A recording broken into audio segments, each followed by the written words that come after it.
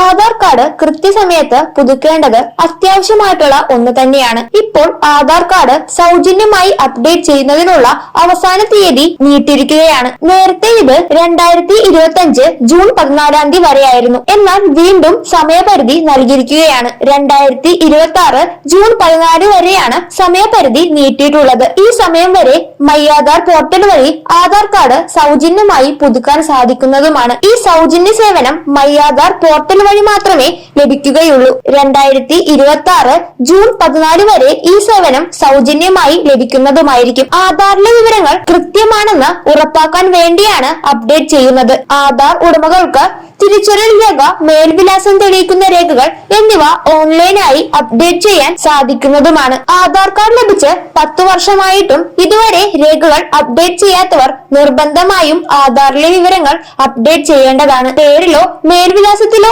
ഏതെങ്കിലും വിധത്തിലുള്ള മാറ്റങ്ങൾ വന്നിട്ടുണ്ടെങ്കിൽ അതും അപ്ഡേറ്റ് ചെയ്യണം. കൂടാതെ mobile number, email, photo, biometrics എന്നിവയും അപ്ഡേറ്റ് ചെയ്യേണ്ടതുണ്ട്.